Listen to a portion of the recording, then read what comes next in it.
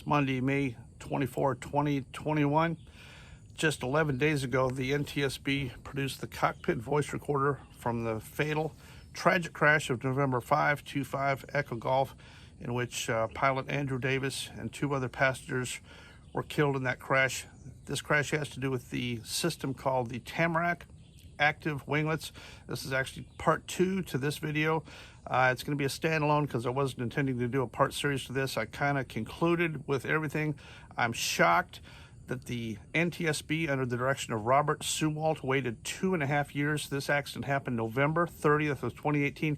It's been 2.5 years that the NTSB has sat on this very telling cockpit voice recorder. The pilot clearly enunciated that he had lost control of this aircraft and it was left wing down, nose down, and there was nothing he could do about it.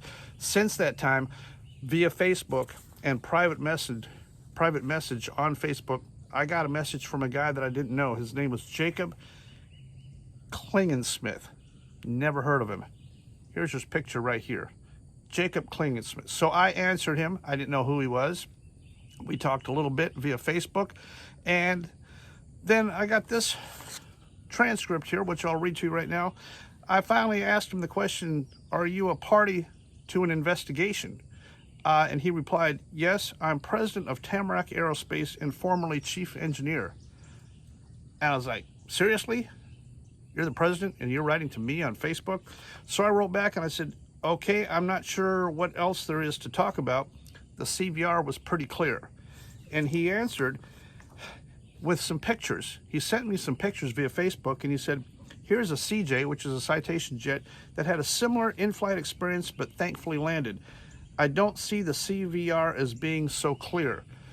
Well, there's where we differ. I do feel that the CVR is very clear, and for the first time ever, I'm going to offer a probable cause and a recommendation because this one is important. The difference is this active winglet system actually changes the shape. You have what you call an inadvertent deployment. They know about it. They built this thing into the system.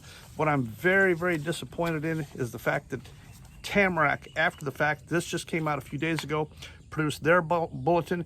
It's now on the NTSB docket, and I'm going to include a link in the description so you can read this as well.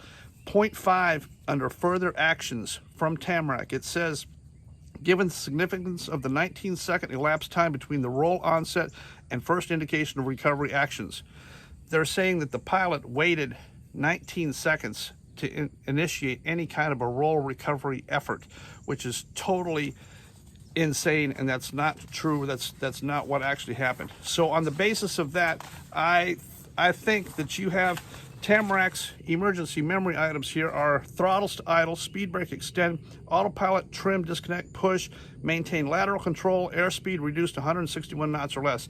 It's based on being able to get the speed brakes out, the power off, actually in the order of power off, speed brakes out, get the nose up, get lateral control, get less than 161 so that your Tamarack active winglets are not so effective. Can't be done single pilot. So I'm going to read you my DTSB probable cause. This is the first time ever that I've actually produced a DTSB probable cause and a recommendation all in the same one, but I'm gonna read it to you here right now. The DTSB determines the probable cause of the fatal accident November 525 Echo Golf on November 30, 2018 to be the surprise asymmetric inadvertent Tamarack active winglet device deployment event that occurred during climb at around 6,000 feet and around 240 knots indicated airspeed that caused a pronounced steep left roll and subsequent aerodynamic nose low loss of pitch control that could not be corrected by an average single pilot jet operator with average skills, knowledge, and strength. As a result of the violent sudden onset of the quote event, it became necessary for the pilot to use both hands on the control wheel in the opposite direction of the roll in order to provide more than 50 pounds of control wheel force by each hand in conjunction with simultaneous opposite rudder and aft pull on the control column that would have also been more than 50 pounds. As a single pilot operator, there was not a free hand remaining to close throttles and deploy speed brakes as required by the emergency checklist provided by Tamarack. The last spoken words of the highly experienced and industry-respected pilot provide clear indication that he was unable to gain control after the inadvertent deployment event. Quote, Mayday, Mayday, Mayday. Citation 525 Echo Golf is in an emergency descent, unable to gain control of the aircraft. Shouted. It is impossible to determine the actual Tamarack installed electronic hardware or software failure that caused the initial onset, quote, event at this time. Suffice to say at this time that the initial onset of this, quote, event was caused by some failure of the Tamarack system. It should be noted that Tamarack erred in its printed conclusion, Tamarack Note 5, further actions that the pilot waited 19 seconds in order to implement, quote, recovery actions. There is no jet pilot that would not vigorously attempt to apply opposite flight control inputs immediately in this situation. Here's the DTSB emergency recommendation. To prevent further similar loss of life and property, the DTSB hereby recommends that all Tamarack modified jet aircraft disable the device immediately. You're flying around with a time bomb, especially you single pilot guys. You don't have enough memory, muscle, strength, agility. When this thing rolls hard left and goes nose down, you're going to have both hands on the yoke. You're going to be going opposite rudder. You're going to be trying to pull. It's going to tax every single thing that you have. You don't have a free hand to reach up there and wipe out power and go find that speed brake deployment switch. You can't do it. This is already nose down and going further nose down. The speed is increasing, and the more it goes nose down, the more it rolls.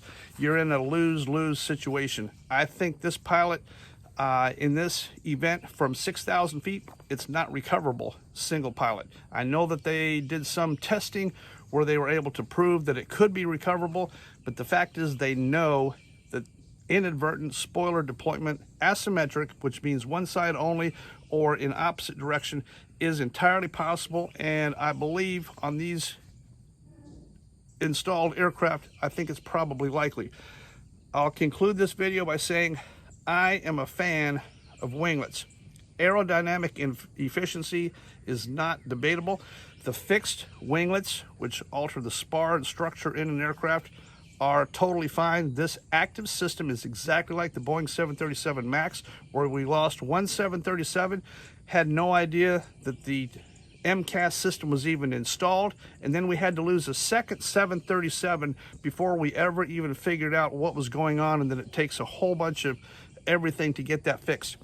525 Echo Golf is your first fatal loss. We're about to have number 2. I recommend if you're flying these, disable this thing and do something different. Or you better have 2 pilots. You better be ready for this. You better do some simulator training, and you better be above 10,000 feet when this thing starts. I recommend that you disable this thing before you're seriously dead, and there's nothing that you can do about it. For my tiny little itty-bitty fledgling YouTube channel, my name is Dan Grider. You've been watching Probable Cause.